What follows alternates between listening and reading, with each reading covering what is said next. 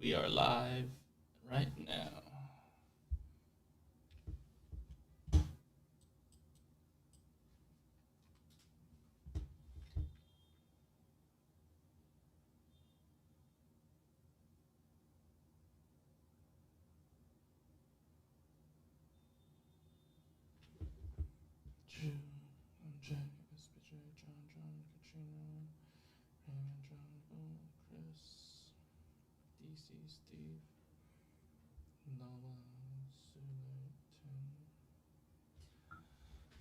What up, dog? What up, what up, what up, what up? Oh, yeah, everything right. Okay. What up, what up, what up? In here cooking in the garage, you know. It turned the broiler up to 100 today, so. Nice. Oh boy. We are live, by the way. I didn't put your thing up. Shit. I didn't. I'm not showing you. Oh, okay. We are live, though. We are live. Okay. We're live. Don't worry. People don't know what you look like. You can put that 6-pack away, bro. That's funny as shit. I'm just tagging people right now for the stream, just sharing it. Got you. All right, I'm in full. Oh, we got the king. Got my Burger King crown on. Just sharing this. I've been wearing it till it get hot. I love how your crown. Well, you know what? Since I'm gonna add you into the thing now. So.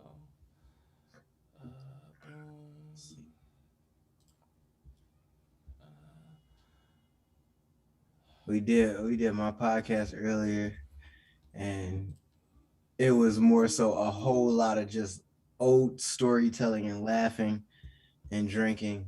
Oh yeah. So I gotta chop that up later. Nice.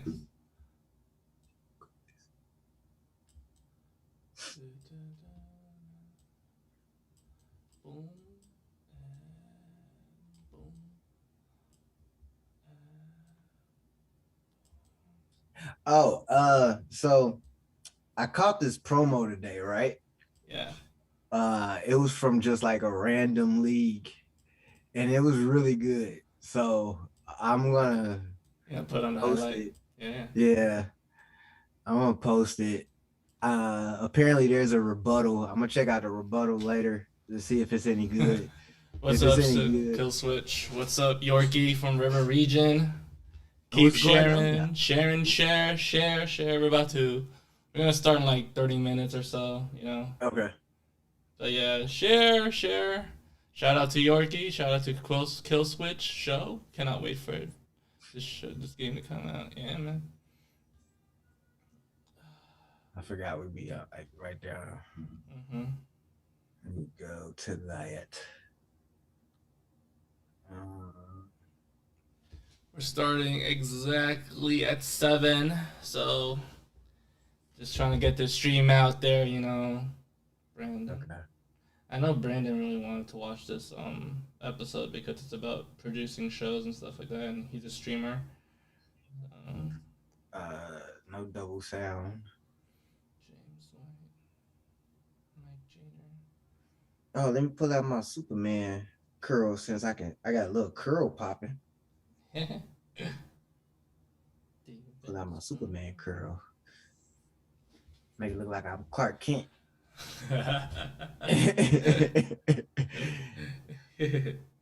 Six show time. What's going on to all of y'all out there watching in the YouTube land? YouTube. Because you too could be a part of this tube. All you have to do is send an email to the EFBC Broadcast channel at gmail.com. There's a few stipulations and guidelines that you must go by in order to get your email looked at as a professional email and for your work to be put up on the EFBC Broadcast channel.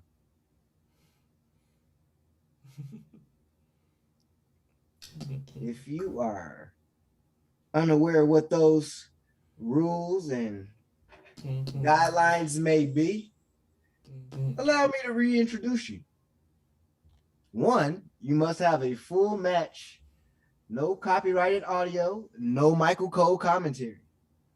No 2K commentary. Must have a YouTube channel, must have at least 100 subs with a custom URL.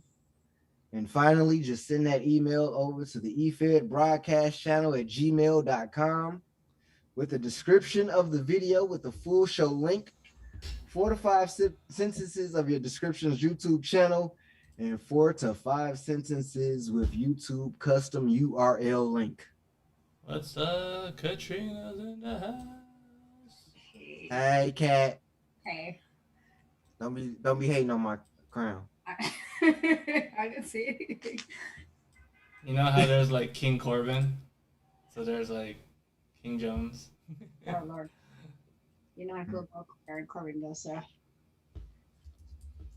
Except I'm in a little bit more of a financial bind than King Corbin. They took his G-Wagon. They just took my G's. Ooh,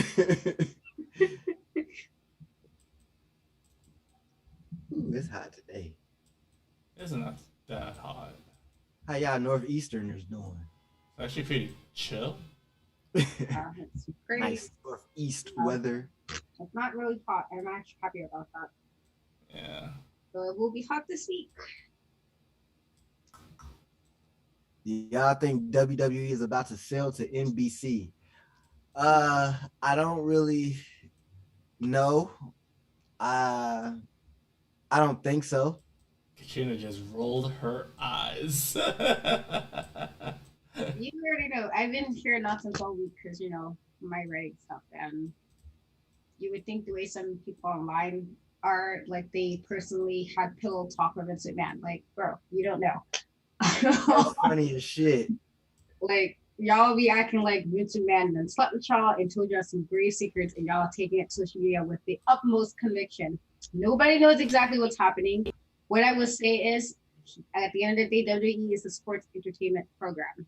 They have been this way for years. They are also publicly traded. So sometimes it's really not about what regular wrestling fans want. And I'm taking it that's all this cutting. It sucks, of course. Nobody wants to lose a job, but I'm thinking they're trying to fit a mold and they're getting rid of what they feel is dead weight. That's what I think. I don't think you run a business for 40 years just to piss off people on the eye, to piss off the eye. Yeah. Like the way people are acting, like Vince was like, today's a good day to piss off this random dude on Twitter. No, y'all not that important. Like What's up, Sander? So I've just been seeing nonsense all week, and I'm like, y'all act like y'all knew more than anybody else, and nobody truly knows all the logistics. But there's usually a reason. You're absolutely right. For me, it's a whole thing of just wait and see, and I don't care. Yeah, like some people I was a little sad. Like I love Alistair Black. I was sad. I'm not gonna lie, that hurt. we just recently saw his ass kicked by Daniel Bryan in the shoot wrestling. It was in Aberration or something. I think Aberration. It's an old school like European indie promotion, and they do like shoot style. And man, Daniel Bryan kicked his ass. He did. Daniel Bryan kicked his ass in the shoot style wrestling. I mean, I guess he's an AEW, well, and I just can't watch AEW. I don't know. They would have. I feel like if they can just mute, if I can mute every AEW fan in the world, I can watch AEW and the Young Bucks. Because I don't want them either. So if I could just mute them and not see anything, I could probably watch AEW without frowning. But nobody likes him. I love him, and it did hurt that he left, but he's somewhere else. And I was like, look, he got another job, and he's on TV. So we'll see. Like I can't tell, but everybody having think pieces every time somebody's releasing. It's like, I was like, you didn't even know who this person was. Stop.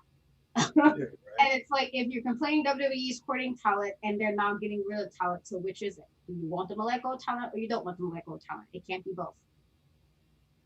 We got a couple comments. You got what's up, William Patenga?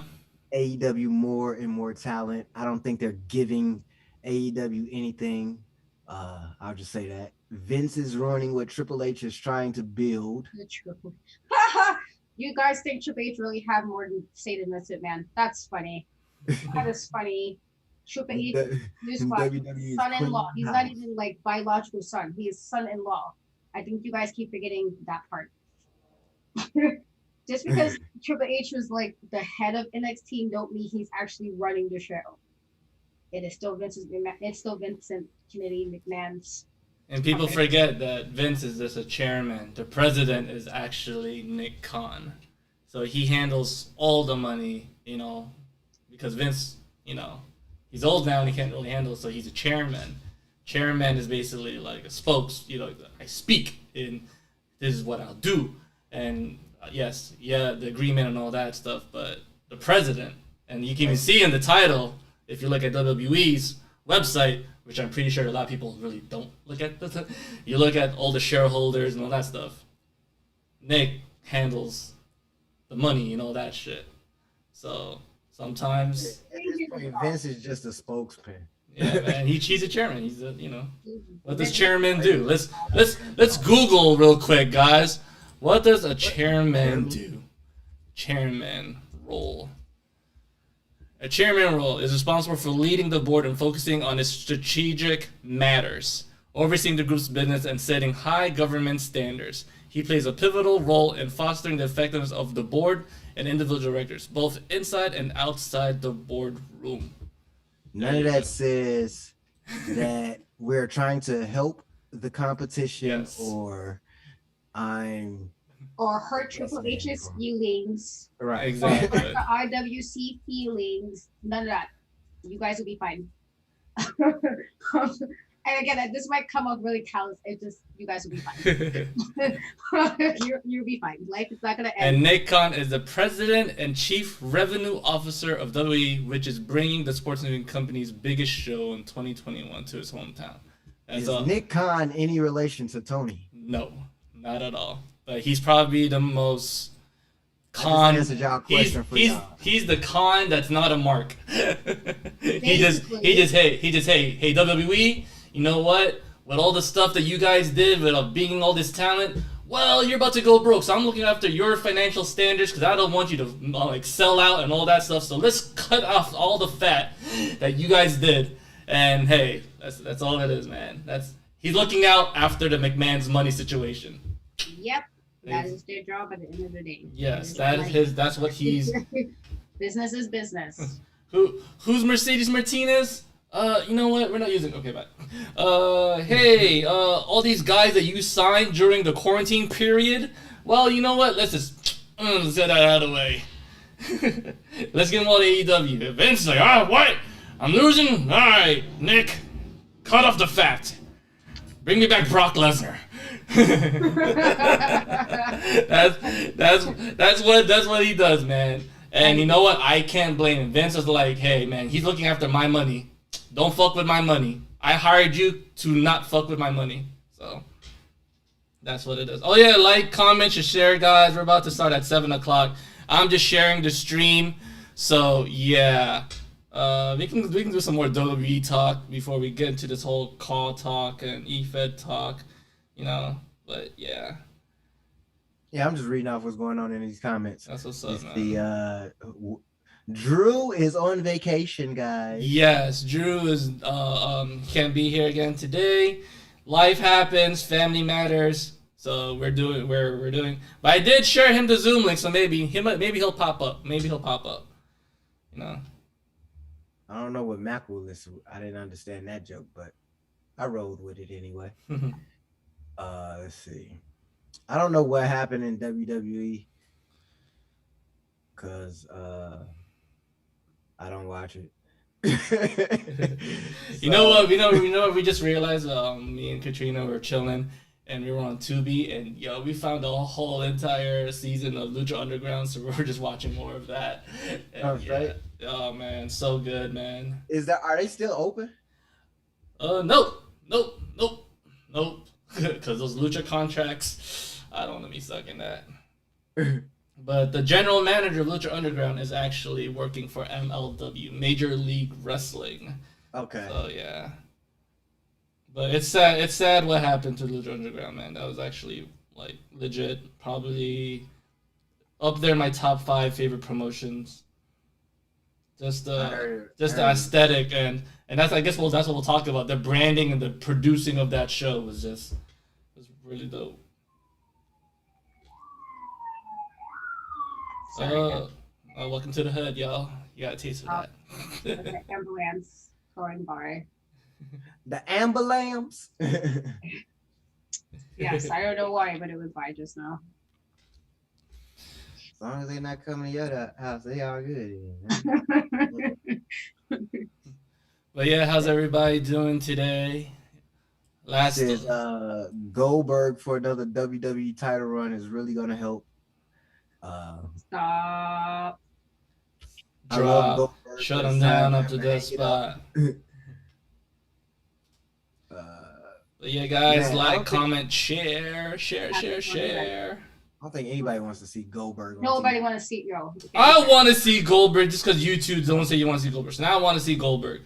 Nobody want to see Goldberg. Non-wrestler nurse. I took people tell me how great he is. I'm like, even though he literally said himself he couldn't wrestle, like, yeah, he said. I gotta always iterate that fact when people want to argue me about how amazing and dominant Goldberg is. It was like he sat right there on a WWE Network show and said, "I don't know how to wrestle." So I'm just like, all right, why are you guys hyping a man who said he can't wrestle up? Stop doing it. The man can't wrestle. He said he can't wrestle out of his own mouth, and y'all still will be like, "Oh, he's so amazing." Where exactly? He just wastes TV time. He irks me more than Brock Lesnar irks me, and Brock Lesnar irks me, but at least he can wrestle. Good story. Just the benefit of a good story. Who would win, Goldberg or Ultimate Warrior? Oh God. Why? two of the guys who really didn't care about wrestling. And he couldn't wrestle because he couldn't wrestle either. So, I mean, I think Warrior will be upset that if he found out that Goldberg is gonna get the over. But then Goldberg also care about his run. So two of the guys, I'm really curious of who would win. Goldberg won the contract. Why would you even want that in the universe? Like, of all the poorer matches, that's just no. Hey, I'm curious, man. I'm curious. I'm with you. Boo. Both will blow up in under 60 seconds. Yes, they would. He said both of them. Oh, that's funny. Well, one would probably be blown up by the time he got to the ring, and the other one wouldn't even have made it out the gorilla position. He had concussion. Give me your worst dream match then. That'll be a good brainstorm from now till worst dream match.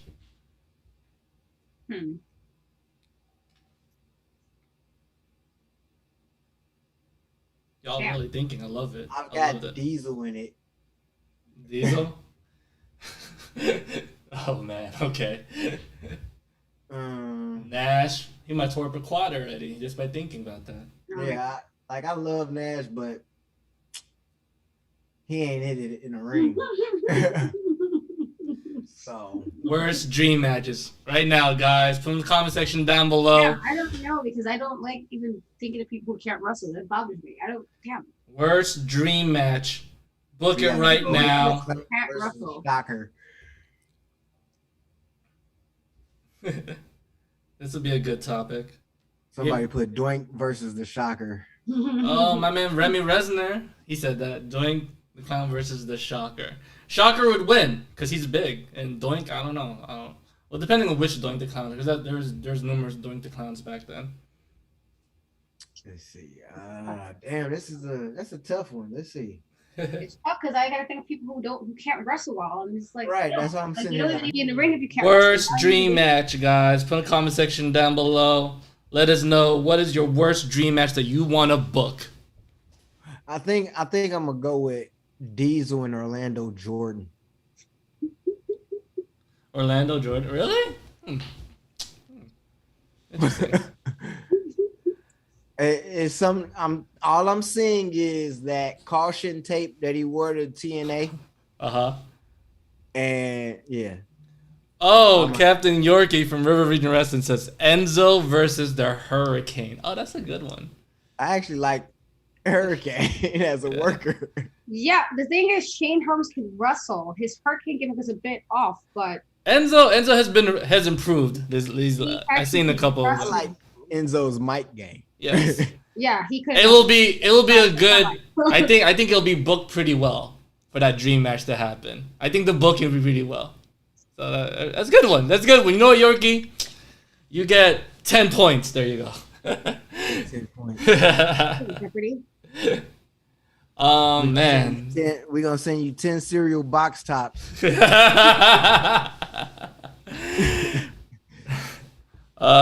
Man, let's see. If I was, man, I gotta think more. My worst dream match. I'm literally still thinking because God, I don't like thinking of people who can't wrestle. Like, yeah, it just irks me because it's like, why are you in a ring? Screen time being wasted. Worst dream match. Put a comment section down below, guys. I can't believe I'm actually having a hard time thinking of a worst dream match. This is pretty funny. You got a Sandman versus Kevin Owens. That's not bad. That's actually pretty, yeah. And then we got Enzo versus Nash. In my head, I mean, this guy can wrestle his ass off, but for some reason he keeps popping in my head. But it's Lance Storm. But he's good. Lance Storm is really good. He's vegan. Wrestler. He just had no personality. Yeah, he's bland like a Dean Malenko. Dean Malenko versus Lance Storm would probably be a pretty dope match. That would be. It'll be a great technical match, but it'll be wrestling though. Like if people want it for like a spectator, part, they'll get that. They'll get the wrestling though. Worst dream match. Put a comment section down below, guys. Let us know your worst dream match that you'll love to book. Oh man, why am I having a hard time with this? Give me was it Animal? No. Is it Animal? Hawk. That's the one with the two. Yes, the two. Not the middle. Hawk. Give me Hawk and Draws. Draws. I like to puke. Scott Hall and Jeff Hardy versus. Scott Hall, Jeff Hardy, and Jimmy Uso. Triple threat. Hold up. I want to Google this.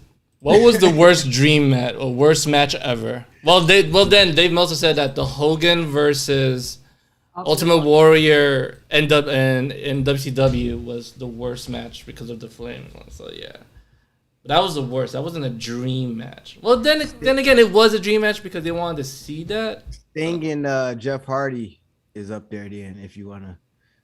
Yeah, but that wasn't a dream. Nobody wanted to see it. Well, maybe. Who wanted to see that? Because I did. Said that wasn't a dream. and I love Jeff Hardy, but let's not. We didn't. Nobody asked for that. It wasn't a dream. Who woke me up from this? Don't ever put CM Punk in the worst of anything. Old Jericho versus Juventud. Said, wait, that happened. Test versus Big Cass. And then Old Man Jericho versus. Oh yeah. I don't know if I'll be interested in seeing Big Cass and Test. You know what's funny is I felt a lot of the dream matches that we end up happening in AEW was like, man, this is supposed to be a dream match, but it wasn't the dream that I wanted. Like, I didn't see this in my dream. Like, Bucks versus the Revival was supposed to be a big dream match, man. I wanted to see that so bad. And then we got it. There was no big blow-off. Oh, you wanted it? Boom! There you go, guys. And I'm like, that was so underwhelming. I didn't want that. I didn't know how. I guess somebody must have wanted that, not Katrina. Didn't care. Not in the slightest. not at all. Didn't care. And yeah, it was even worse. Like afterwards, I'm just like, this is the knots that you guys have been put in the universe. Like, let's have this match. This is what we got. Most of these AEW matches would have been good 20 years ago. Correct, Clarence. Correct. There. Let's see. We got Vader versus Britt. Ooh. Clay. Ooh. Wait, what is that? I don't know. Brodus Clay. Brodus Clay. I'm like, wait, what? That would have been bad. Yeah, that would have been bad. I don't know. Maybe like that's. I used to love Vader. Maybe Gangrel and the Boogeyman. That's a good one. Like, that's a. They both had like those weird gimmicks, but they couldn't really wrestle. So. That's a good one. I definitely would have walked out of the room for that one. Like, let's go piss break. Go to the food part, get some food, go to the bathroom. We are 10 minutes, guys. 10 minutes before we start. Yeti versus the Mantard and Boogeyman versus the Zombie from the Eve of Revival. Boogeyman versus the Zombie from the Eve of Revival. Oh my god. I mean, New Jack and Stevie Ray. Well, I think there was a really bad one. Wasn't it Michael Cole versus Jerry the King Lawler? Oh, that shit was awful. That was actually. So yeah, I guess that would have been a dream match. It was commentators, and man, Michael Cole was horrible. Horrible. Even Vince was so pissed at that it went long as it should. They put that boy in a onesie. I was a coal miner fan, though. I was a coal miner. We got Luchasaurus versus Nash. And say Stevie Ray would have killed him sooner. Mongo McMichael. Oh, Mongo. Okay, that's it. Mongo versus Baron Corbin. Oh God. That's a good one. Mongo McMichael versus Baron Corbin would have been a really cool dream match. The promos alone would have just drove me up a wall.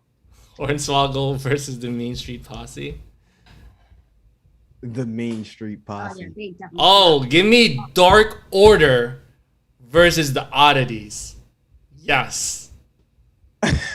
Right? That would have been cool. Give me Survivor Series match, man. Like Oddities versus the Dark Order. I would watch that. I would not.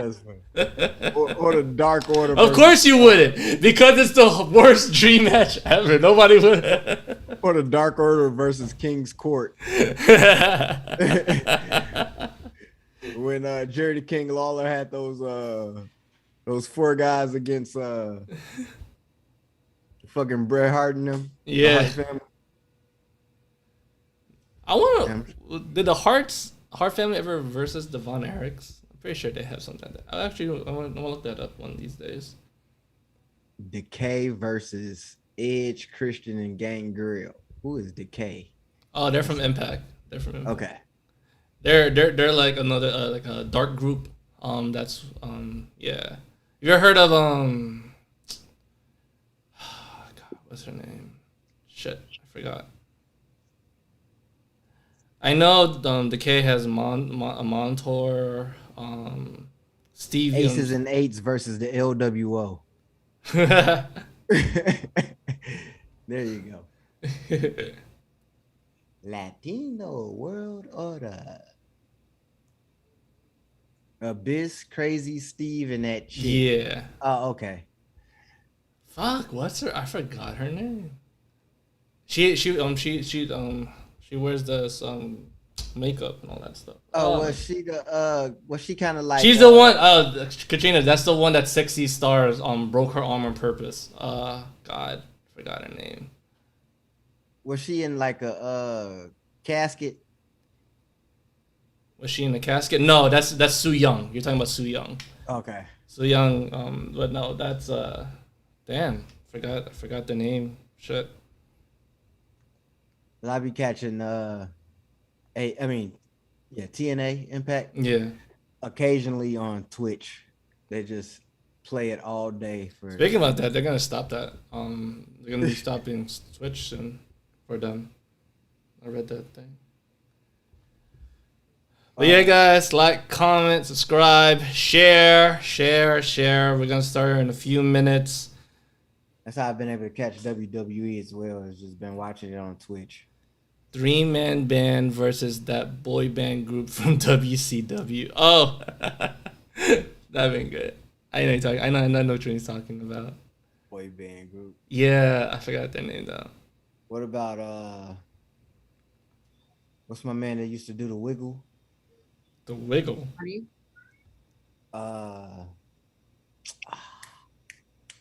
Not Ernest the Cat Miller is another one. Is a black guy. He used to do the Wiggle. Talking about the Worm. Speaking of which, since I just thought about that, Sander Cool reminds me of that one guy from WCW. He used to wear the black trunks. I mean, not black, but blue trunks. Nah, he's not Alex Wright. Don't dare disrespect Alex Wright like that. Alex Wright. Don't disrespect Alex Wright like that. The minute you said something, I knew you were gonna say something. Sanders was definitely not Alex Wright. Don't disrespect Alex Wright like that. That is my dude, man.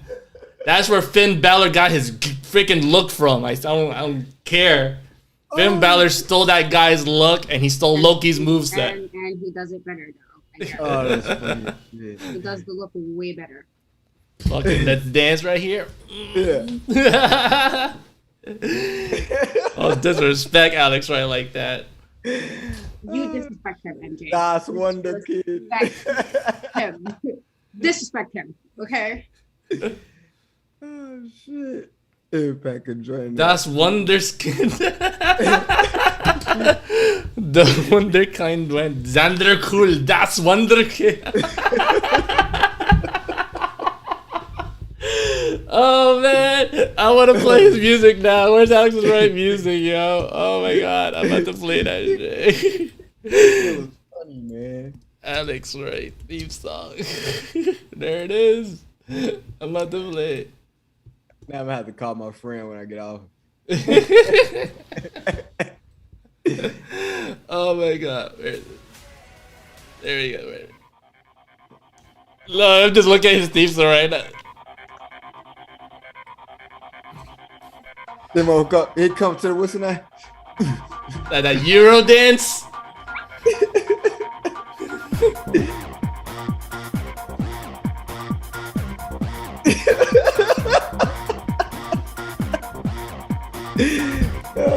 This is gonna be a freaking GIF right now. Right? Oh, you remember this? He does that? Sander, I know you're dancing to this right now, man. This that wonders. Vander music right now. I like this. That's Sander Cools. Hit him up. What you talking about? Yo, if you want more of this, like, comment, subscribe, yo. We're about to start in 4 minutes. Oh my god. I love this. And Drew's missing out. Drew's missing out right now. Oh, man. Oh god. That is their hit him up out there. If you guys want to see Sander and Alex Wright gimmick, like, comment, subscribe, and share this to 3Dub. Oh my god. It's hot as hell. Oh man. 8 more minutes, y'all. We're gonna be talking about branding and show producing in EFED and CAW. Getting tired of being called the share button promotion? Well, boom! This is the show you should be watching to improve your shows, or if you really want to see your show get better, well, this is the panel that you should be watching today. Also, Hit the button. Yeah. Also, Make sure y'all hitting that like button, man. Yeah, like button. If you guys haven't yet, we're also on Spotify, Anchor. You know, if you're not able to watch. Subscribe, download. Make sure you hit the download.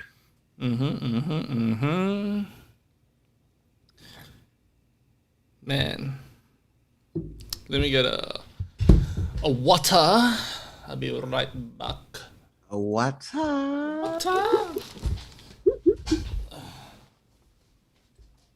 And while I hold it down for Max, while he goes to get some water, how about you guys in the chat? Y'all let us know how y'all doing today. Get us some comments in there. Y'all hit those thumbs up buttons. And just, let us know how y'all feeling, what y'all think about EFED, what y'all think about us, what you think about our show. Leave us some feedback. It's very important.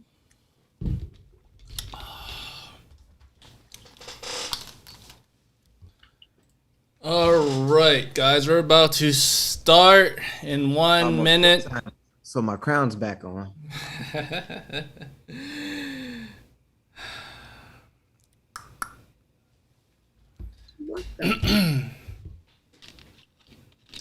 Alrighty.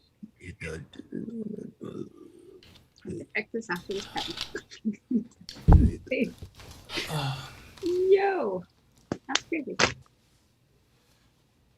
What's that? About to put on. I'm on my Paul Heyman right now, man. My Paul Heyman. All right, it's 7:00 in 5, 4, 3, 2, 1. Welcome everyone to the EFBC panel discussion, the EFED broadcast channel, and we are live on YouTube. Shout out to everyone watching the show. If you guys have any questions, we'll put that towards the end. Just leave your comments and questions along the way. Comment as much as you can. I believe last show we had Remy Resner. We were talking about how to build a champion. Big shout out to Remy, y'all. He's currently watching us right now. Shout out to Captain Yorkie from River Region Wrestling is in the house. What's up, man? And yeah, shout out to Sander. He's the current champion in 3Dub. So that's what's up. Speaking about 3Dub, Drew is not here today. He has a family vacation, but make sure to check out the recent takedown episode that was on Friday. So, we'll have to plug in Drew's stuff, even though he's not here. But yeah, what's up? Katrina is in the house. A round of applause and everything. What's up, Katrina? How you been? How's everything? I'm fine. I'm alive. Hang in there. Nice. Guys, make sure to check out In Cat We Trust. Any stuff to look forward to in your channel, Katrina? I do have a new interview that just premiered a few days ago, and then I have another one premiering on Saturday, and I do plan on reviewing Suicide Squad. So that should be up in a few days. Dope. Suicide Squad. Yeah, we watched that. MJ, how you been, man? MJ's in the house. Man, everything copacetic. I don't even know what that means, but everything is copacetic. If y'all just listen to this on Anchor or Spotify, yeah, we do have a podcast, guys. MJ is wearing his Baron Corbin crown right now, man. That's what's up. He rocking the yellow. Yes, for Kang Rio. All hail the Kang. Hear ye. I am hell. Outside of that, what I've been up to, I'm gonna sound like a broken record. Still working on the Intercontinental Grand Prix Cup tournament, but I did make an announcement, everyone, that in XVPW we will be at the Hammerstein Ballroom. That's right. If you guys don't know, the famous Hammerstein Ballroom is in New York City. That's where they had the famous ECW versus WWF. That's when they started the whole little revolution. They had some couple pay-per-views. They had Monday Night Raw there. So XVPW is booked at the Hammerstein Ballroom, and we have three big famous, well, not famous, but three big shows happening at the Hammerstein Ballroom. It will be the night 3 of the Intercontinental Grand Prix Cup, which is called Intercontinental Incident. That's right, that's night 3. It will have Manhattan Massacre, which is the 3rd night of the King of Extreme tournament. And we will have Extreme Palooza, which is basically the SummerSlam, the Mania of extreme virtual pro wrestling. And we're going to be at the Hammerstein Ballroom. I made that announcement yesterday. And yeah, so we're going to be back. We had Money Shot there, and that was a really good one. Really dope event. So can't wait to be back at the Hammerstein Ballroom in the concrete jungle is New York City. That's right. It's gonna be extreme, everyone. 3 nights of extreme. Intercontinental Incident, the Manhattan Massacre, Extreme Palooza. Be there. Yeah, that's a way to promote, y'all. That's the way to promote. That was a crowd in the background. You didn't hit that applause button. It's gonna be like 3 nights, Intercontinental Incident, Manhattan Massacre, and Extreme Palooza.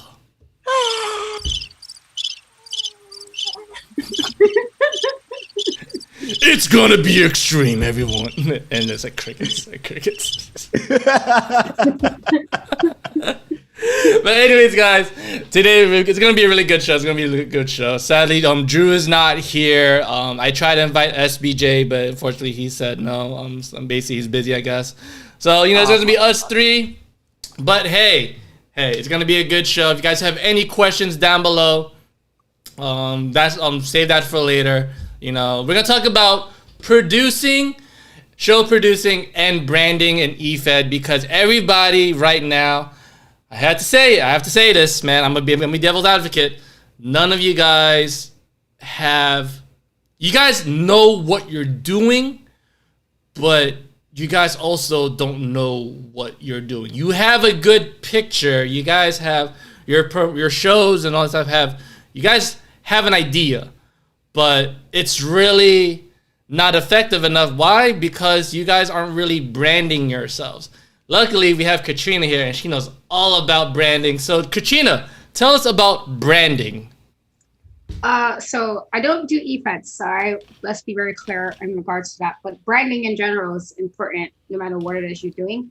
So when I'm not doing wrestling stuff, I do write fiction, and I had to learn that a brand is very important, to the point where if your regular fans know, like, this is this person, like my author name's Kay. So, Kay does this. This is her style. This is what she does with, like, even when I like write tweets or something, and I usually style it a certain way, or I have like a color scheme that works with everything I post on this particular account, or I personally, I hired somebody, so she does all my logos for me. So because I like the way she does logos. Personally, I like the cutesy like things that. So even my In Cat We Trust logo was done by the same person who's done my writing stuff and my writing podcast stuff. So everybody knows when they see this particular artist, it's me.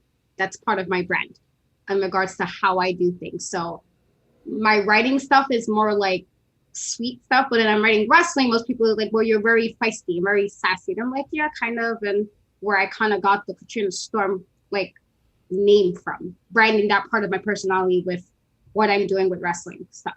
So like that part is important. You want fans to be able to recognize that and a logo is great.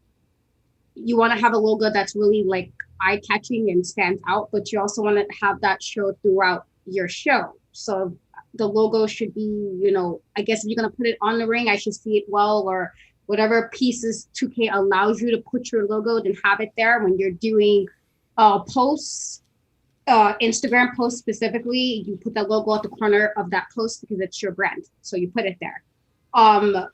If you're doing posts, like I know Max does this now with the end of the EFED, when he posts something, there's always that section underneath the post saying, well, follow EFED, broadcast, and it's all these like pieces, and that's part of branding. So now when I see that, I'm automatically knows as well, it's part of the EFED broadcasting channel stuff. It's an automatic. You want people to be able to automatically connect whatever that part of your brand is to you.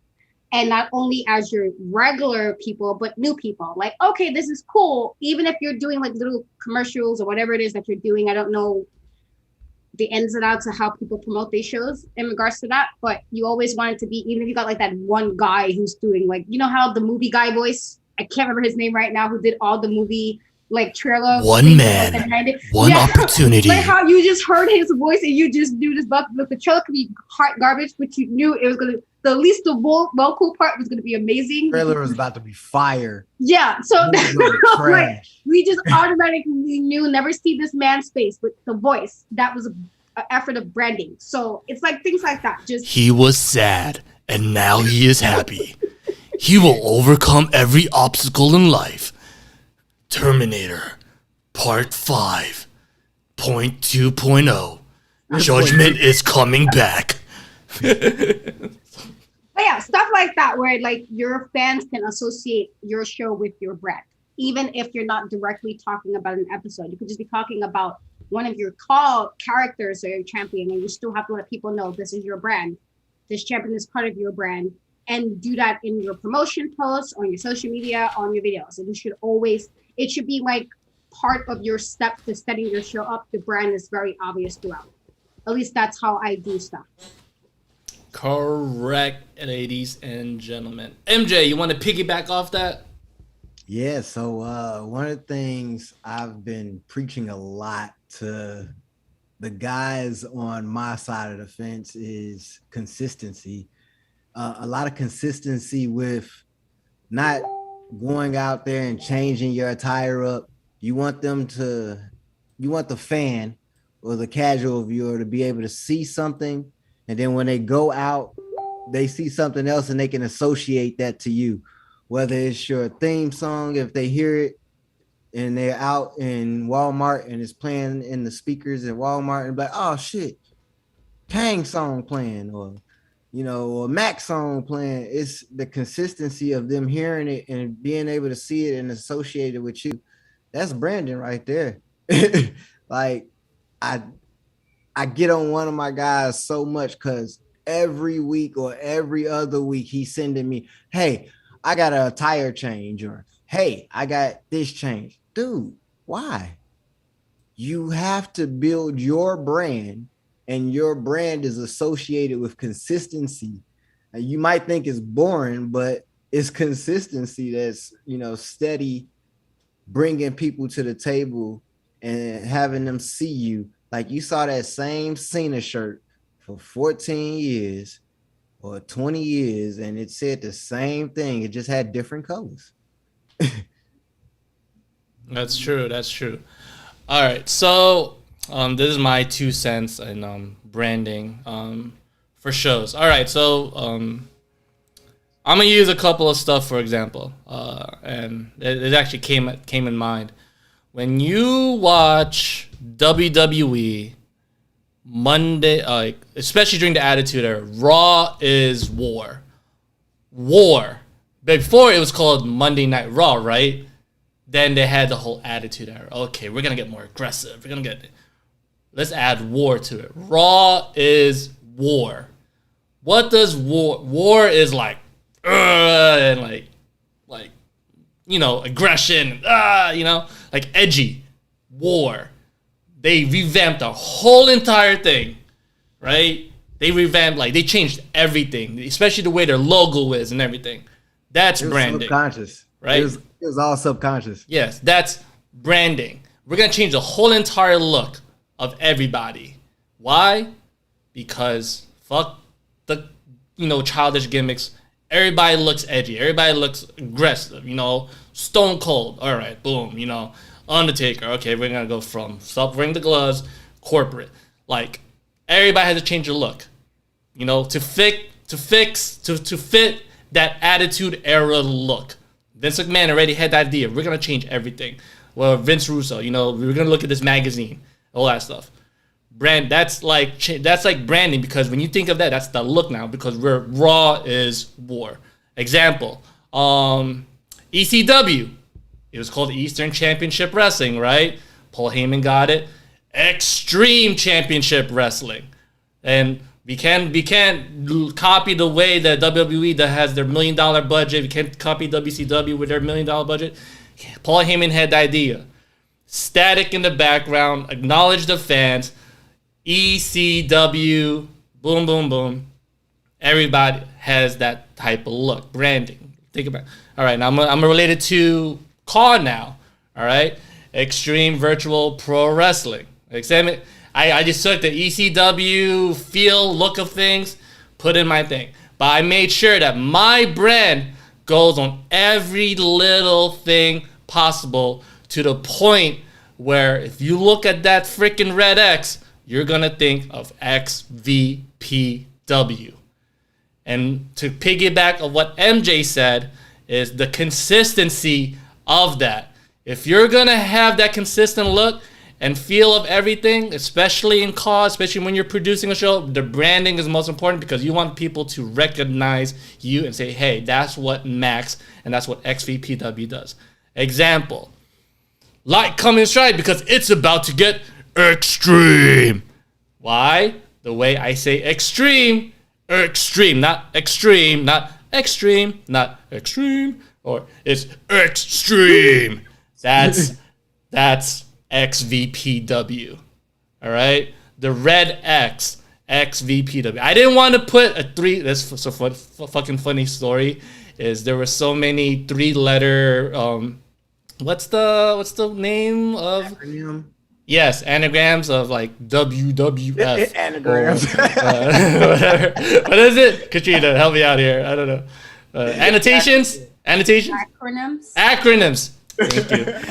This is why you're here. There's so many acronyms of 3 letters. I wanted to stand out. I always love New Japan Pro Wrestling, NJPW. They stand out from the WWE, the AEWs, the WCWs, the ECWs. So I want to be special. So I put XVPW, right? Because that's where I got it from. So my brand is like, the red X, Extreme Virtual Pro Wrestling. I make sure I stand out from everybody. I want to put that red X in my turnbuckles. I want to put that red X right in this, like in the middle of the apron. I want to put Extreme Virtual Pro Wrestling up top on the hashtag, because that's the consistent look. I make sure that every camera angle and highlight reel that I do, every little segment that I do, freaking from the beginning to the end, it has to be XVPW somewhere in that. Especially the going on to the next clip, that little beep. Right, you see, like it's like when you flip a channel or something, or like beep, Transition. The transition. I made sure I put XVPW somewhere in that little transition, or when a person's cutting their promo, right? I put their name tag and their call on the right side. Why? Because that's all me. That's also being consistent and branding. Hey, that's what XVPW does. I put their finisher in the bottom. You know, so when you're cutting a promo, right, you can't really tell, like, oh, what does this guy's call look like, right? What does MJ's call look like if he's an ex-VPW? You just see MJ as the person cutting the promo. So hopefully somewhere in the match, I can tell that's MJ. No, fuck it. I'm going to do it right then and there. MJ's cutting a promo. The first second, you see the name, the finisher, and his call on the right side. Why? Because that's my brand. That's what I do to stand out from the other brands, you know? Mm-hmm. So now, I got some, like you said something, and it made me think, like the way you were saying how you put ex-VPW everywhere. Now, I don't know how many of you guys seen the movie Focus with Will Smith, but there's a scene in the movie where they're betting on what number to pick in the of the players on the sideline. But they had trained a guy for some time to already pick the number 55 by playing the song. It had 55 woos in it.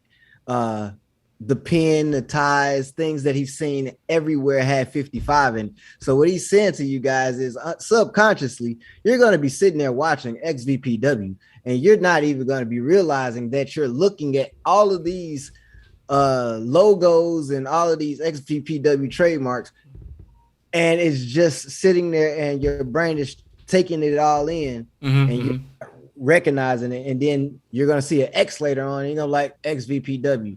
And it's not even going to be a fucking ex-VPW logo. It's just going to be a red X over some ketchup saying, don't eat this shit.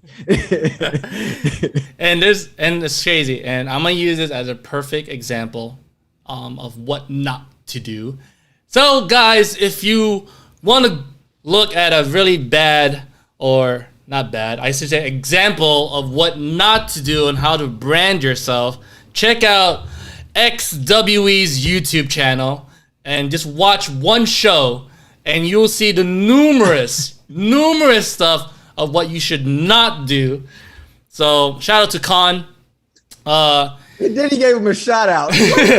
Shout out to my man Khan for being the first example of what not to do. Khan, what you want not to do is first, number one, steal or copy another person's brand. So he copied XWE's XPW's logo. He copied so this is all under one on one show. Is first he stole the Lucha Underground theme music, the drum, right? And he put XWE on it. Then if you look at the bottom, he took that logo of Impact. Then he took another, like, you don't want to steal a person's logo, or you don't want to steal a person's look of a logo. Yes, you can get inspirations of a logo, but you don't want to carbon copy a logo, because the first person that they're gonna think of is, hey, like, you don't see Pepsi stealing Coca-Cola's logo. Nope. You know. You don't see Coca-Cola stealing the Sprite logo, you know. That's number one thing you done. In ex-VPW, I had probably 2 logos. The first logo, then after 2 years or so, I say, you know what? I want to change my shit now, because I had at least 1 or 1.5 or 2 years of this one thing, and I rebranded myself, and I my graphic design skills went up and leveled up and stuff. I was like, all right, Extreme Virtual Pro Wrestling, and boom, I fixed it, and I kept that logo and that style ever since. And if you look at the logo, it's black, red, white. So I make sure you see black, red, white in whatever I do, you know, especially throughout the channel. Not many people have that mindset. Like, I think Drew stuck with the blue and the white. Why? Because of the Earth, the 3-dub, the W. So you would see blue everywhere you look at his stuff. River Region Wrestling, black, red, white, or red and white. You know, New Breed, you have black. Basic. Yeah, black, yellow. or something, or black and yellow, like it's right. so And you want to have that consistent color throughout your show. Monday Night Raw, what is it? Red. SmackDown, blue. NXT, and the bread, bro. yellow. And you see yellow in their little like packages that they do. You see Monday Night Raw with the red. Why they have a red shirt? I'm gonna wear red. I don't know if other people have that aesthetic when they put their shows out, but that's the branding behind all of that. Is make sure you have I think the correct word is a theme. You want a theme, and hopefully it's the same consistent theme forever. If you keep changing your shit every week, every month, people will be like, Christ's sake. Example, if you look at this stream right now, EFBC, it's the blue background with the little graphics and whatnot, and the font. Even the font matters. The reason why I know this, guys, because one, I graduated off graphic design. So I know about graphic, it's visual communication. If I'm not visually communicating with you, then off the bat, I'm not doing my job. When I created this EFBC logo, it's the X in the background. Yeah, it's not the red X, but that's XVPW and the Triforce, because I love, Zelda. If you guys know what Zelda is, it's the Triforce. Triforce is connecting everything together. And the font, EFBC. It's not a edgy, raunchy font. It's a cool-looking font that's kind of like italic on the side. And, it's like a mullet. It's in the front, party in the back. Right? Every little thing matters. And when you're designing a logo and whatnot, it's what it is. You want to have a consistent look. If I'm going to have an edgy looking font for EFBC, first of all, EFB Broadcasting Channel, off the bat, I create tell it's not edgy. It shouldn't be edgy. It should be professional kind of looking. Where when off the bat, when MJ's telling me, hey, I want to do like ESPN type stuff, I'm like, off the bat, I know what to do. I know what to do when I design this logo. It's going to be professional looking, ESPN, professional. These guys with color suits and whatnot. So I made sure the font looks like professional, professional. Also, what's another word? Rap. I am losing my train of thought outside professional. Like higher up, not God tier. I don't. Katrina. Huh? Classy. Yes, thank you. That's the word. Like classy looking. EFBC should be classy. Suits, polo. We want to look that. And crowns. Yeah. So when I made this logo, I made sure to do that. I didn't pick an edgy font. Why? Because that's not what we are about. You see edgy when you look at Extreme Virtual Pro Wrestling, where I just wear this and whatnot, I'm talking, I'm like, wow, there you go, edgy. So it's all about that look. If you want people to respect your product and to have the feel that you want them to give them, work on that brand first. Mm-hmm. Yeah, all right, guys. That's a lot of me talking, man. Oh, man. Whew. All right, guys. All I say is just please, just get with a little bit of consistency with y'all characters. Yeah, man. Find that look that you'll like. If you find that look, it's okay to alternate the colors, but not every month. Exactly. If you can't be a dark character one day and be like a chill character the next show, Mm-hmm. If you want to have that paint, make sure that paint stays on from the next promo to the other promo to the other promo to the other promo. You guys mentioned that, and then that made me think, well, you usually do that with your, I want to say you did that mostly with your other roster before you started like branching with other people. Yeah. One of the things I did appreciate is like the promo, whatever they wore in that promo was how it was in the call. So I did appreciate that. So like the Wolf King, he has like the whole scarf thing on the black, and automatically I'm like, okay, I already like automatically that's what I'm used to seeing him in promos, whatever. So definitely do that, because again, I'm gonna be looking at you real funny if like one day you're wearing like a leather jacket and then the next day you're in like like a crop top or like a tank top and like what happened. Like if this story is continuing from the last episode, how did we get here? When did you have time to go to the locker room and change it? I wasn't supposed to notice that. Like stuff like that. Like make it make sense again. For there's a few people in XVPW who I take very seriously and who actually gets it.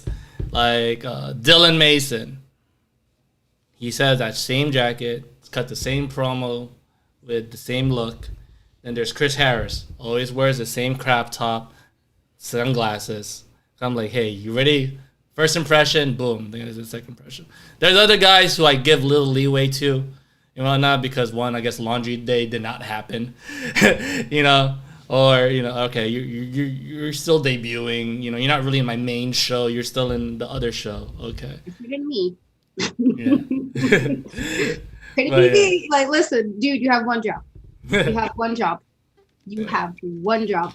If you're wearing a white tee, I better see that white tee during promo. I better not see a red shirt all of a sudden with some other logo, with some other anime. Because I'm like, first of all, well, where is this in your call? You know, I complained to you a few times, and I'm like, why is this totally opposite of what I'm seeing in your call in the match? Like, what is this? And then I get irritated, and then I don't care if you lose. That's literally. I know that sounds really harsh, but that's how I feel. I'm like, okay, now I really don't care now. You don't care, why should I care? Drew's on the chat, Worldwide Wrestling. When it comes to producing certain spots, I always tell people to try and be visual. Think about what it takes to get from point A to point B. I often tell people to watch your friend's product and watch everything but the wrestling. Watch how things are produced and the angles they take. So one question from Gorky from River Region Wrestling says, so question, I had since we are promo convo, I wear the same hat backwards and no face paint in my promo. Where's the question? But the way we do promos, they are from earlier or days leading up to it. Oh no, I'm not trying to be funny. What is the question? Yeah, I think he's still typing. Yeah, I think he's still typing. But we'll get to that question. Okay, so we talk about the branding. Now let's talk about the show producing. The show producing, guys. Producing a show. Creating your show. This is very important because I get a lot of questions of how do you guys produce your show in XVPW? Oh man. Or outside. Well, I do highlight reels, so I'm not gonna say like highlight reel stuff because. So that is a good question because I was sitting there this week. I didn't put my show out this week because I looked at my roster and I was very upset with the way the trajectory was looking towards the pay-per-view that we were heading into. Mm-hmm. I don't think the storytelling has been up to par. So I felt like it put a lot of weight and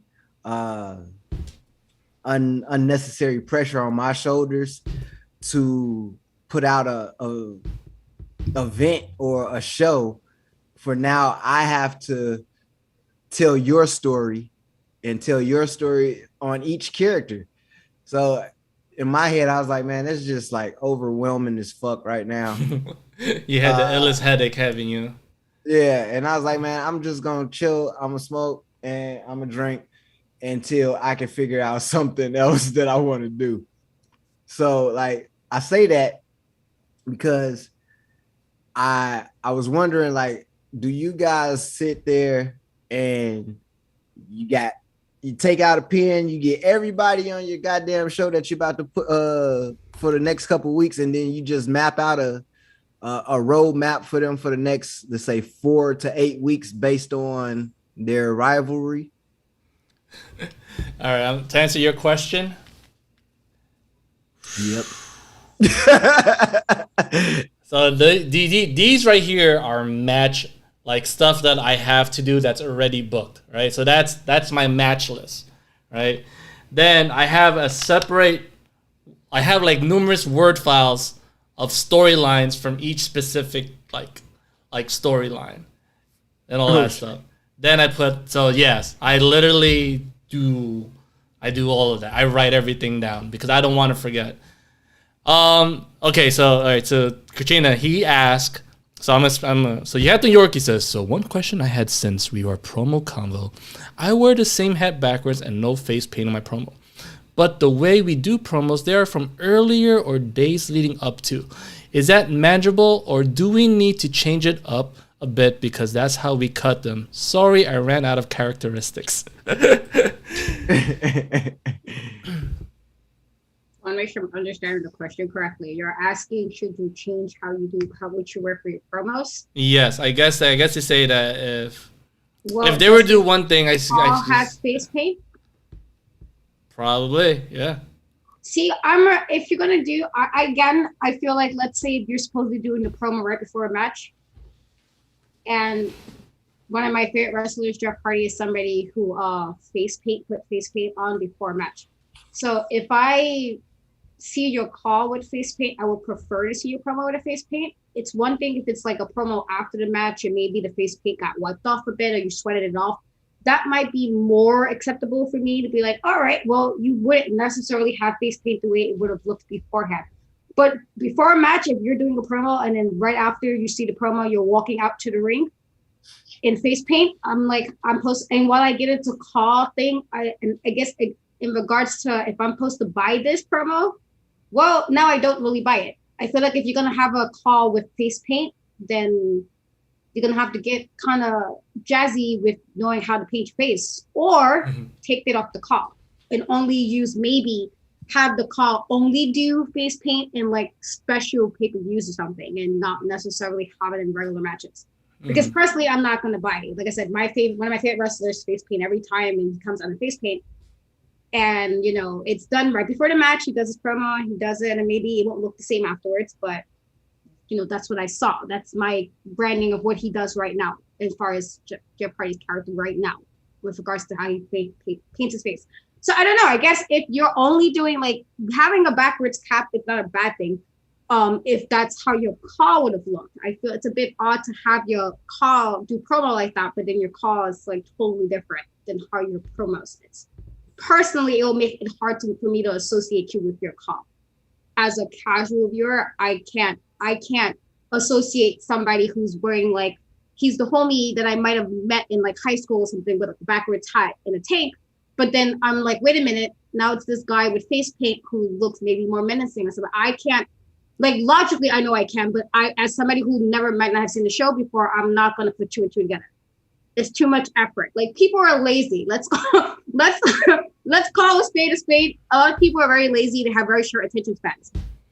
And while I might do extra work, everybody's not me. So if you're trying to get a casual person to kind of associate your promos with your call, you should have it be consistent enough that I'm like, all right, this is you. It makes sense.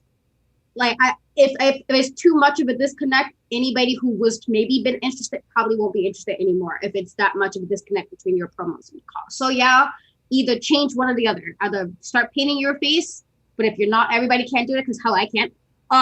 Then maybe say your call had something happened with he got his storyline, something changed where he's like, you know what, F the face paint. I'm going to show you the real me or something. Here we are, no face paint, something like that. Or you just have split personality and you know how to work it well. Actually, 3Dub Drew said another idea is do the John Awesome route, or I guess this is similar to Noah Youngblood. Voice promo and put it over your call and hope it works. Because not many people have a lot of tattoos. I can say that right now. So that thing right well, there. I told you that bothers me because I'm like, like I get wanted to do like the cool tats and you get to put cool tats on like the fake character. I totally understand that, but yeah. I guess, but if you're doing it outside of call, whatever. But I feel like if you're gonna do a call, the least if you'll have tattoos, can we like please not? Let's not do this. You have like these crazy back tattoos, and then I see your shirt off in like your home hallway, and it's nothing there, and I'm just like, so okay, that was supposed. Okay, I guess like. This is the remember we talked about call believability. Yeah, man, I get it. I totally get it, guys. It's a sim thing, and you're playing as your avatar. I mean, I wish I had a lot of tattoos, man. Shit. I mean, I don't. I've always been afraid of needles, so it's like, I don't need them. So my car has a sleeve, but I'm not gonna get a sleeve. I'm always gonna walk around with long sleeves anyway. That's why people wear jackets in their promos. See, well, in that case, that kind of makes sense if you're covered up. I just feel it's always weird when I see people with like all these chest tattoos. If your car has a lot of tattoos, they're sweating all of a sudden. They're like breathing heavy, and I'm like, "Where's the tattoo, bro?" Like, you just now I'm your promo, your camera work. I am now focused on this area of your chest because that's where the camera angle is, and there's not one tattoo. And now I'm upset because I'm like, "But you just said, and like, you have some tats. I need to see." Even if it's like a Tweety Bird tat, it better be one damn tat on there. Because at least that's some kind of like, okay, well, you got some tat somewhere.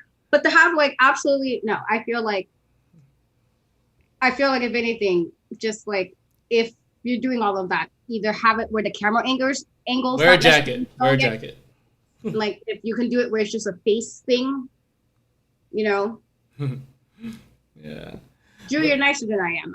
I clearly said I'm a lot neater than you guys are when it comes to that. That's why I guess I don't run fence, because I'll be like, first of all, what is this? Do this over. No.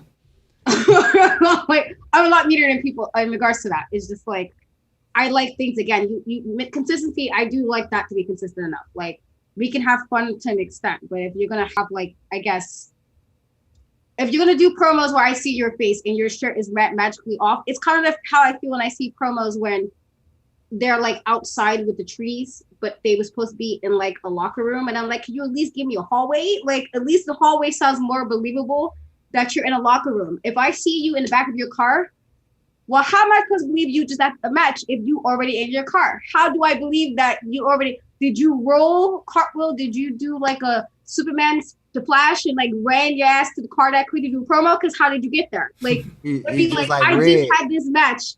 I just lost the belt in this match, but somehow you're in like the woods. How did we get here? It's just like Red when Debo beat his ass. All I'm saying is like if you're saying like you can't, like, I don't like, most people do stuff in their house. I totally understand that. If you're gonna say you're like in a locker room or something, be in your hallway. Like, have the hallway wall showing. That's a lot more believable that you're in some arena than I'm looking at you, seeing somebody throw the trash out in the background. Because I'm like, well, when did this happen?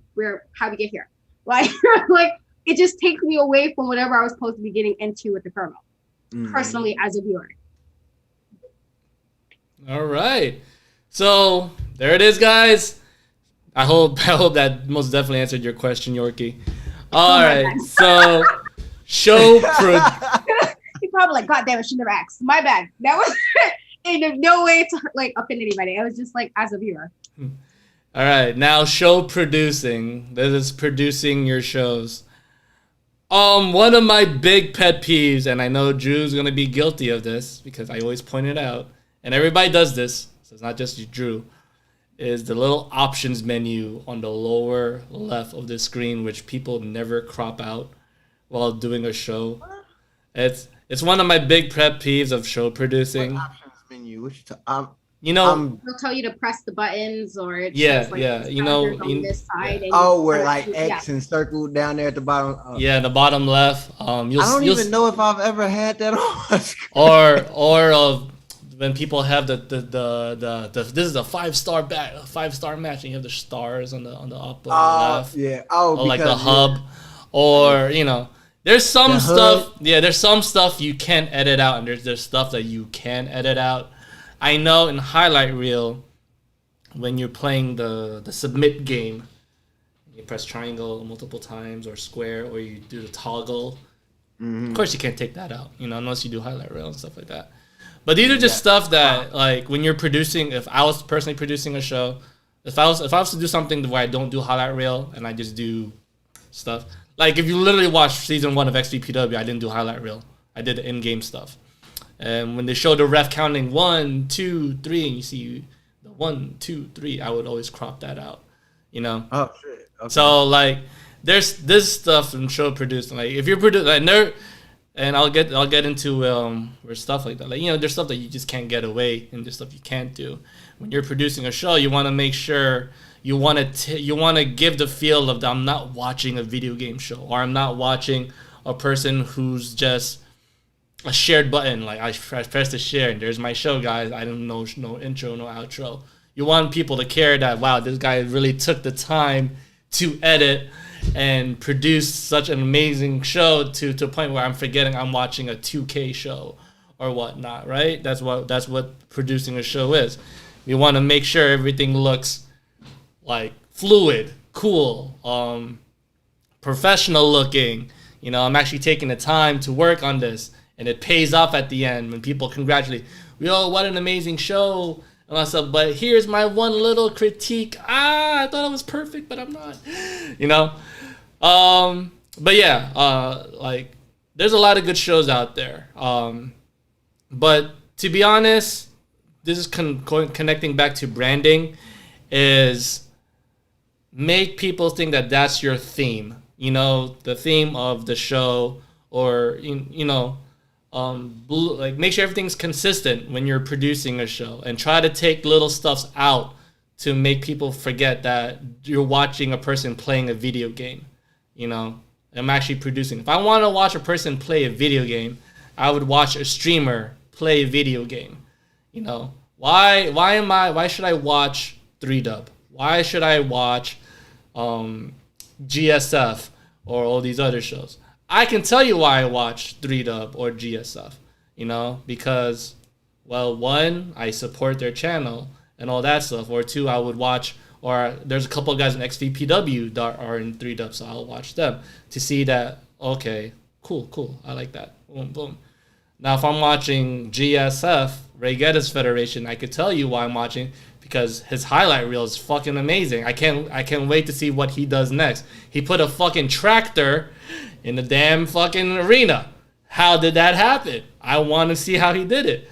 Or he did stuff with, like, you know, special effects or a lot of green screen stuff. So I would watch that and all that. But he has a theme going on where, like, Greg Geddes has, like, it's amazing. The theme of his show to me is everything he does. You always wonder how he does it, because I always have questions. I don't ask him personally because I want to figure it out myself, because I'm a cocky guy like that, and my ego. But sometimes where if I really can't figure it out, I'll just ask him, you know. But his theme is amazing, and he does some really amazing work.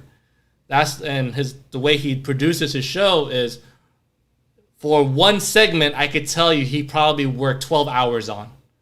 And this one segment is probably under 5 minutes or so. And you'd be like, damn, you know, that's what I always do when I see well-produced shows. Now, there's stuff, like if I'm watching a person who has 100 subscribers with Michael Cole commentary, I can already tell you right now, if you have Michael Cole commentary, that's not a produced show already off the bat. Now, let me ask you, like, a lot of the stuff that you're saying, it takes time to do. Yes. So, like, I do 2 a week. Mm-hmm. I don't got 12 hours to sit on a highlight reel for one match, let alone for a 5-minute part of one match.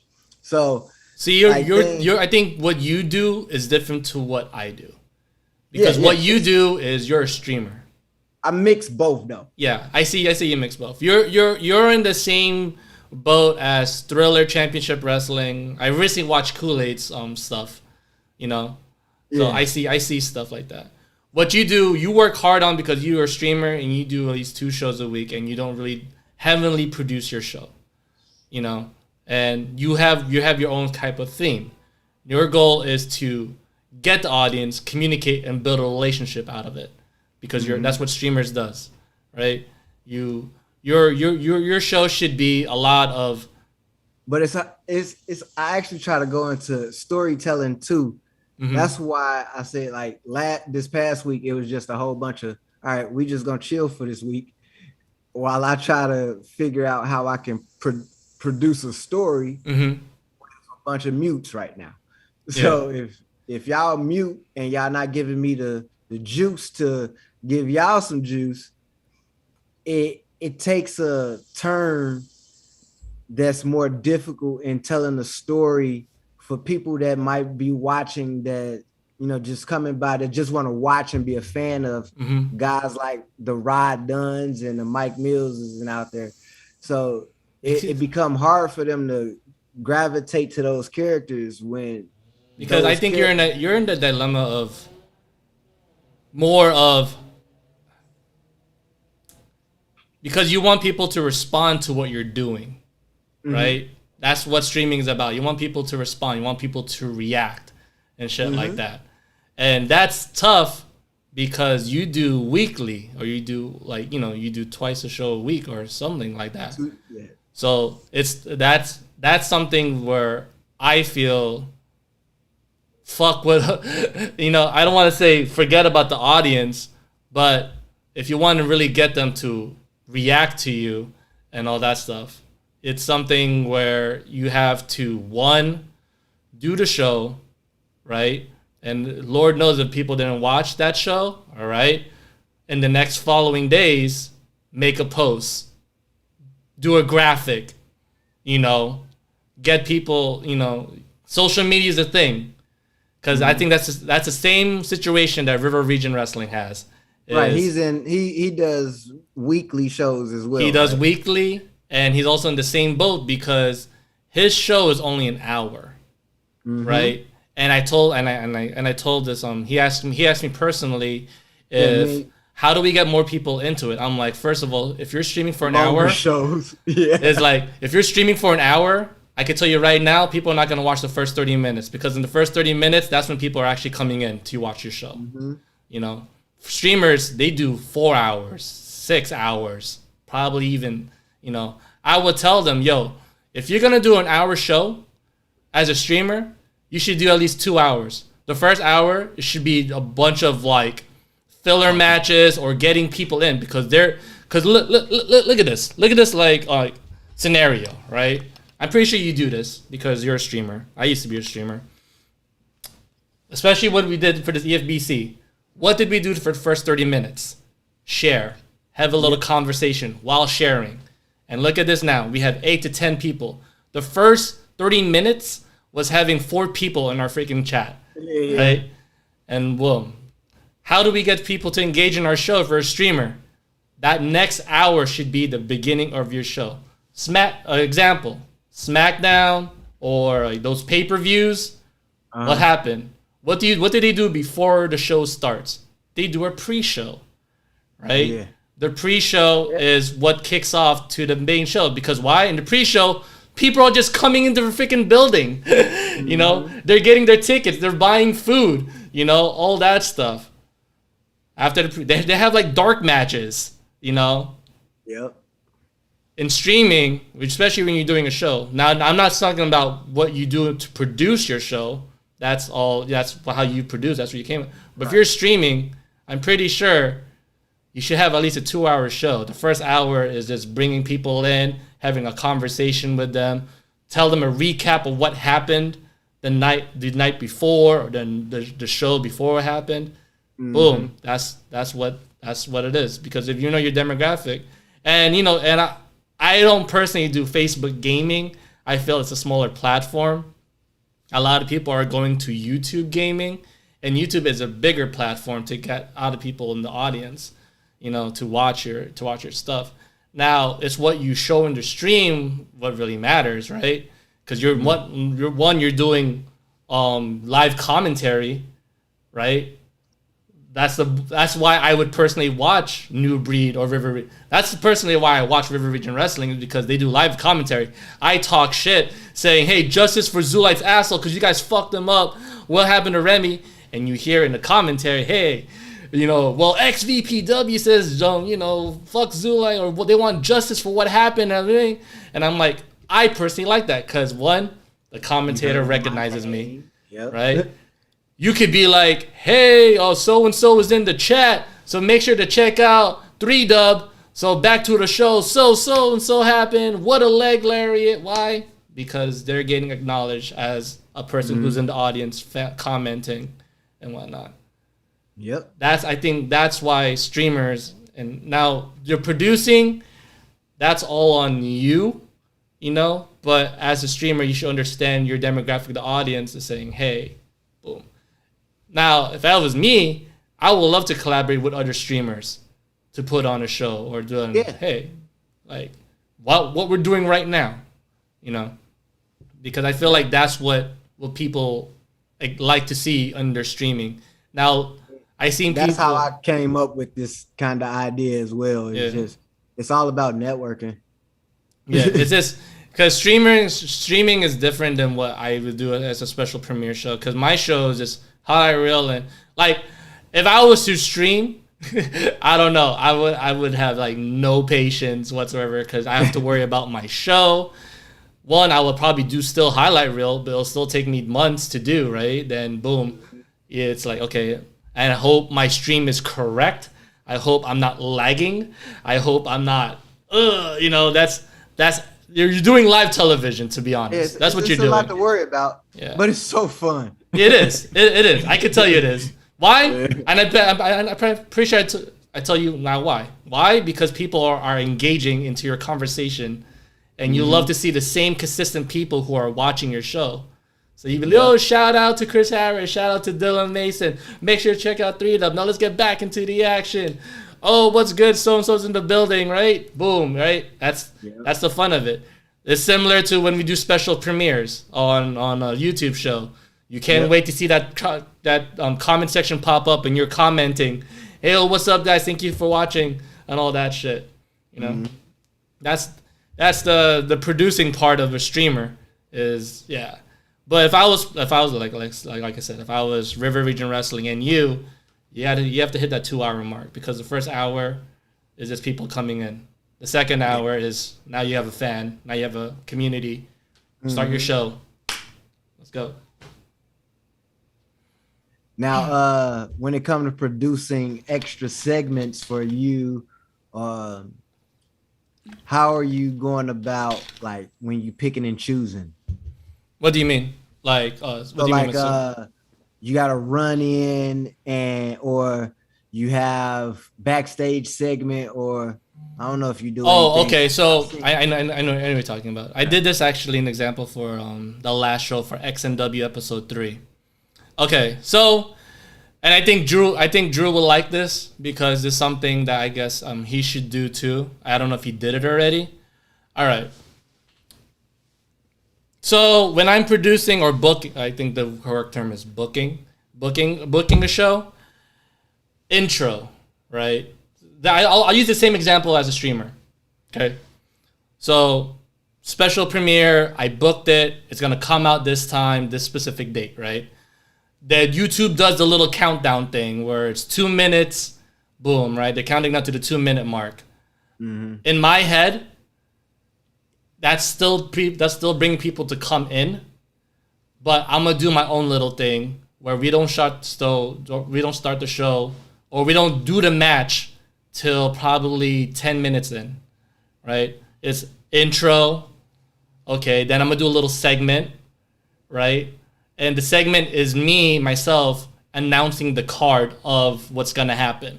So that gives people still time coming in to watch the show, right? Boom, I mentioned the card. Okay, guys, in 3, 2, 1, kickstart the intro. Boom, intro, blah, blah, blah, right? Okay, now I'm going to do a little segment. Okay, because what people really want to see is the highlight reel match, right? They want to see the hard work that I did. So I'm gonna still do other stuff there to kick off to that match. Because why? Well, intro, show, boom, because people are still coming in to watch the show. So, okay, boom, I booked the match, right? Now, all right, match 1 finished. Wow, people love that shit. Boom, comment section, boom, right? So next, I'm going to do a little commercial or a little segment. That's where the segment happens. Because segments are technically fillers, but they're little icing on the cake after that layer, you know? Of like, okay, they got the first layer of the cake. Boom, all right. Now, I'll do a segment. Boom. Then I'll do a little recap of what happened. So the people who just are now tuning in, hey, this is what happened last. What you just missed out. And I'll show a little recap of that. That's also a segment. Okay. Now, okay. People are still now tuning in, right? Okay, now here's the next 2 promos that's going to lead up to the match. So it's match, Okay, right after that match, it's a little commercial. So it gives little people who are watching a breather, you know, because, oh man, that match is amazing. Let people talk about it. And I'll probably do something. If you guys like that last match, like, comment, subscribe. Boom, boom, boom. Okay, here's a segment. Okay, here's another segment. You know, that's probably like a John Awesome promo or something. He's in the ring. So-and-so are a little brawling. Okay, now back into the action. So-and-so, lead up to the next match. Promo, match. Okay, then what's next? Let's repeat the same process. Recap segment. Bow. Because if you do match, then match, then match, then match, then match, I'm pretty sure people's going to say, oh, what happened in this match? What happened to that match? What happened in this match? You're right. You know? Because you're not giving people that breather, that space to take it all in. Sometimes you just want to toss it out, you know? Uh-huh. When you're eating food, appetizer. Oh, I can't wait for that main course, man. But you ate too much at fucking appetizers. You ate too much appetizers, man. I'm full. I take it all in. Oh, fuck, man. I'm full. I don't know if I have enough for this match. Example, WrestleMania. 4-hour show? What the you know, I'm tired. Can we get to the main event? I got, Katrina, that time in WrestleMania, 4 hours? Yeah, I gotta go home. This PAP train. That was the one that was in Jersey, right? Yeah, I gotta get home. This is insane. Yo, and not... They had to audacity to put in some little segments here and there, man. I don't care about this segment. I want to watch the main event already. Yo, like, you don't want to overbook a show, man. XCPW literally has 4 shows in 2 hours. 4 shows. I mean, not 4 shows. 4 matches in 2 hours. You know, damn. Each match is 10 minutes. I don't even do entrances. Fuck entrances, because I don't want to worry about copyrights and music and all that. I don't want to deal with that. You know, entrances take too long. You don't want the same person with the same Finn Balor entrance, bro. I know that. I seen a show that had, I think, 3 Finn Balor entrances, and I'm like, I can't do this, bro. I can't do this, bruh. I be telling my guy, I tell him when I see an entrance that's the same. Hey, man, buddy got this. But yeah, like an XNW, I legit had I had to break it up because I always look at the comment section, because that's to me how I rate my show personally. Or if I was a viewer, imagine I did a show. Okay, I did a match. Okay, the match is done. I do a little boop. On to the next match. Like, whoa. That's not right booking. Because in my head, I'm like, I just took this match in. And to be honest, like, how would a person come out to right after a match? Yeah, I took out the entrances because they take too long. But to me, to have a match done and to go on to the next match is like, I didn't give those guys enough breather to even talk about it. And now here they are in the next match. It's like, nah. So I have to do something. If I'm going to take out entrances, what do I do? Okay, let's do a commercial segment of me advertising my podcast. Boom. Yo, guys, check out the best effing podcast. Boom, right? What's the next one? Every match. Yeah. Then right after that, okay, I'll advertise the EFBC channel. Mm-hmm. Right? Boom. Yo, guys, boom, boom, boom. All right. Now let's go back to the show. Okay, let's do a little recap of what happened. Boom, boom. What you guys dismissed. Because you got to keep in mind that people are just now watching your show. Or you're getting the casual viewer. Yo, right? The one person that randomly popped into your channel. Whoa, what's this about? You know, let that sink in. So, but yeah. All right, ladies and gentlemen. I feel, anybody want to piggyback off what we just talked about? Katrina, you know? Oh, the only thing in regards to shows being overbooked, I can't do the show where it's like 50 matches and I'm like, all right, but why did we need all these matches in one show? And why is every episode 3 hours long? like we don't like. I get pay-per-views, I guess, being special, and then I guess I can allow leeway for pay-per-views. It should be a little longer. There should be more matches. There should be a little bit more drama. Fine. But if you have like a weekly show, I just feel like we don't know. We absolutely don't need that many matches, and we do not need that much time because I have things to do. And and while it would be cool to have the show playing while I'm doing things, if you want me to pay attention at least as that casual person, I need to be like, all right, this is solid. Let me see what they got going on next. Mm-hmm. And then like, okay, well now I'm ready to see the next week's episode. But if it's now like, goddamn, they're still going, or like the commentary makes absolutely no sense, and I'm like, what does this have to do with the match? Or I feel like the commentary is trying to outdo what the cause is doing at the moment. You know, trying to put themselves over in commentary rather than kind of blend well enough to make the call, whatever the call is doing, to stand out.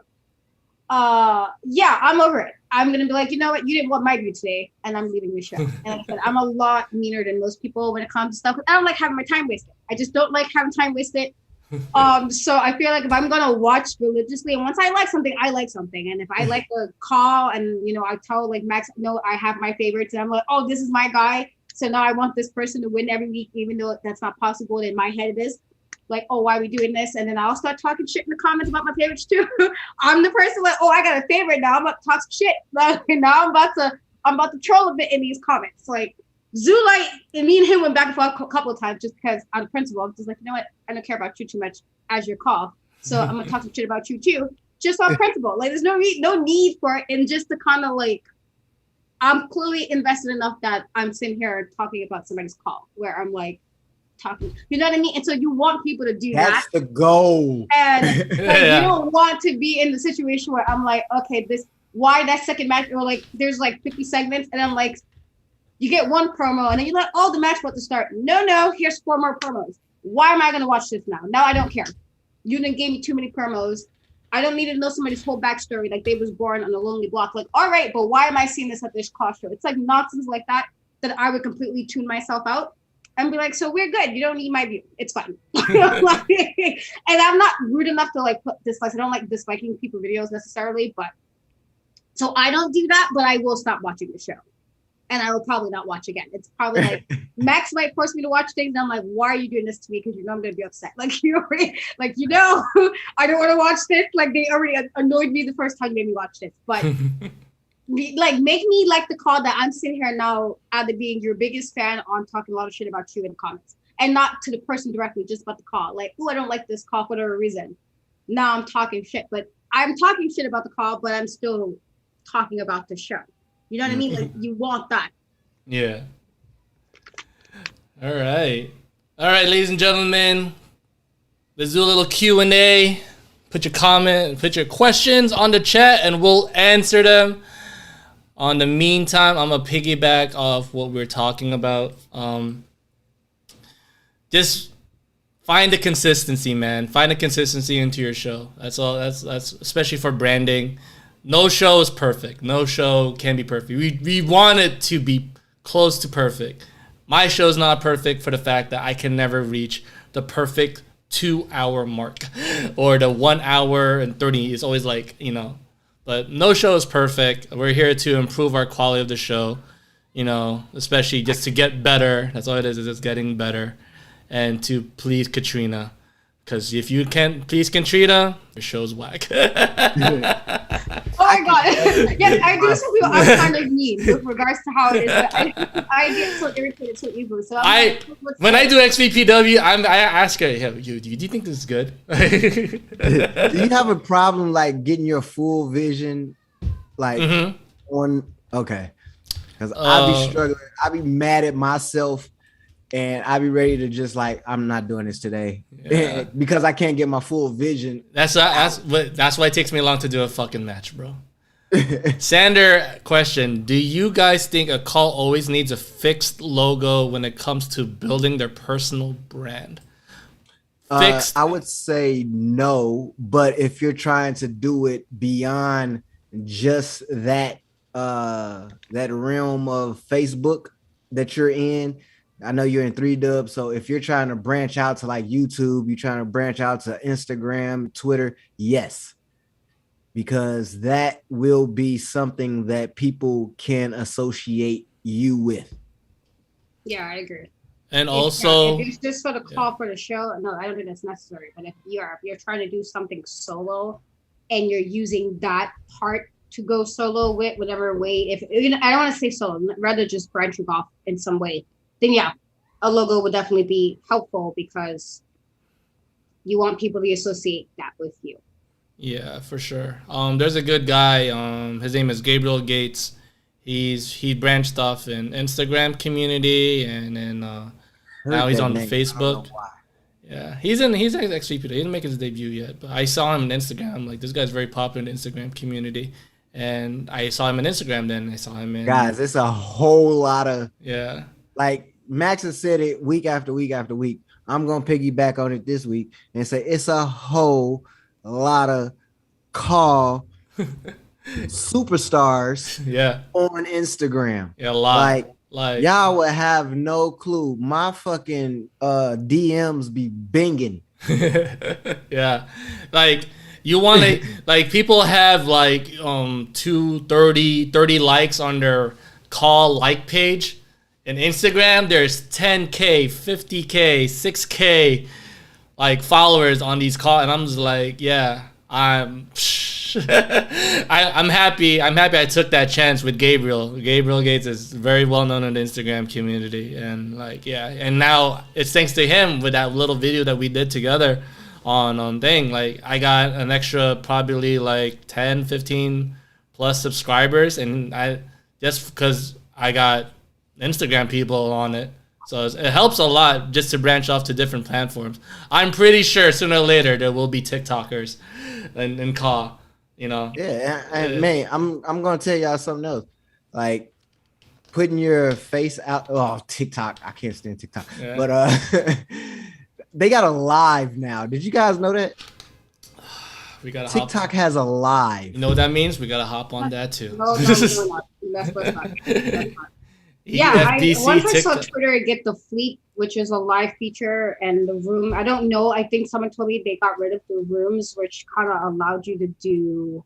Yeah, they had it like Spaces. So yeah, so it kind of allowed mad people to kind of just. It could be like one topic, and you would just get people. You can have people have like host functions, but then you can have just an audience. And I just hopped in one just to kind of see what it was. From my friend, I was like, let me just see what's happening. It was too much for me, and I was like, okay, I'm gonna hop back out. But I was just curious to see what was happening. I was like, okay, this is interesting that they allowed this kind of like this is a thing that people could use if it works, if Twitter is your jam, you know.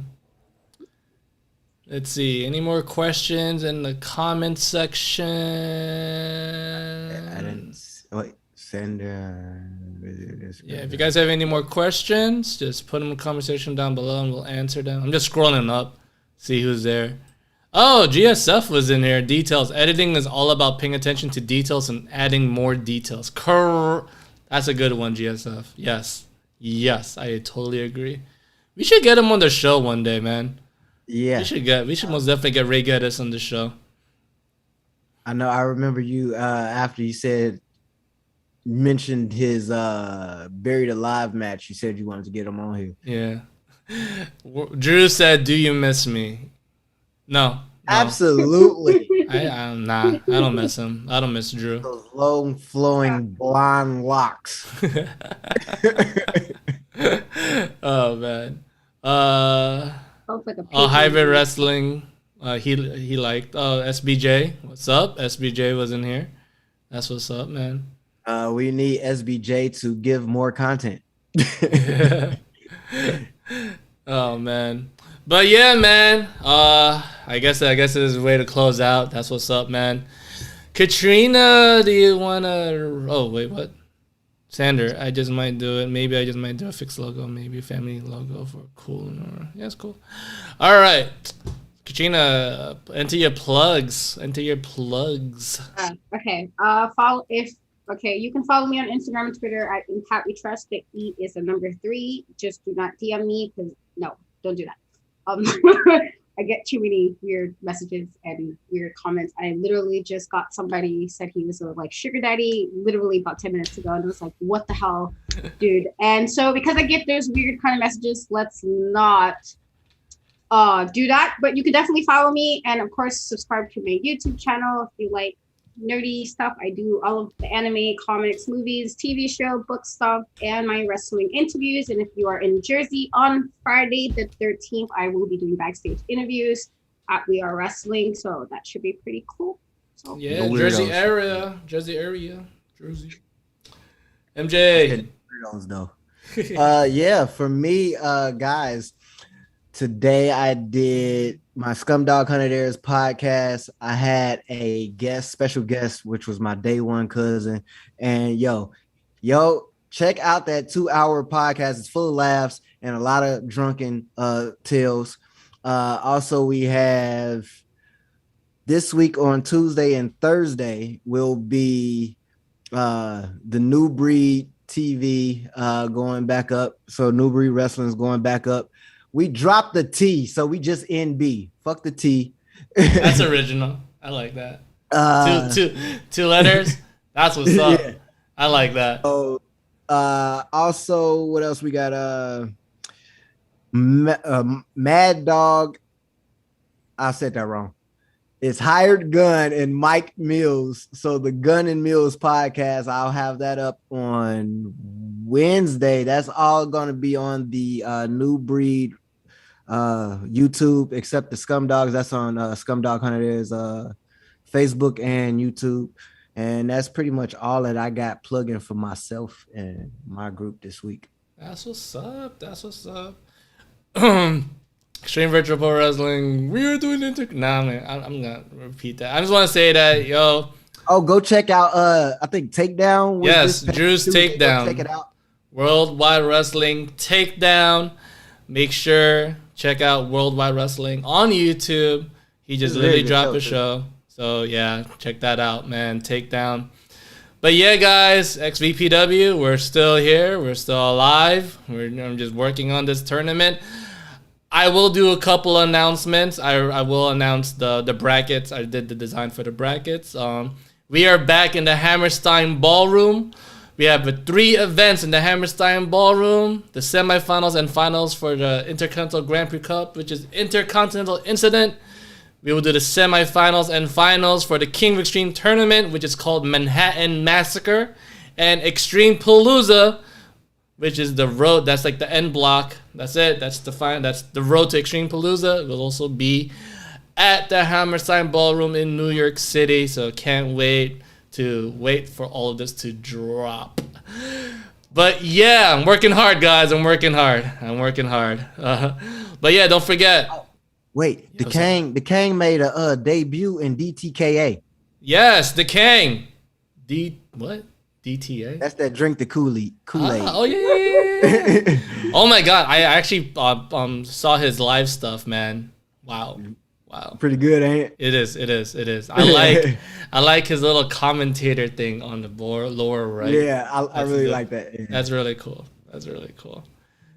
But yeah, and he does about 40 people every Sunday. That's good. Maybe more. If he's consistent with 40 people every Sunday, this guy must have at least 700 plus followers and likes on his stuff. So 40 people's consistent. That's really dope. Yeah, that should be your goal. it is. But yeah, later guys. We are out. The EFBC. Make sure to check out us next Sunday, and we'll have a topic for y'all again. All right, later, and we are out. Peace. Bye.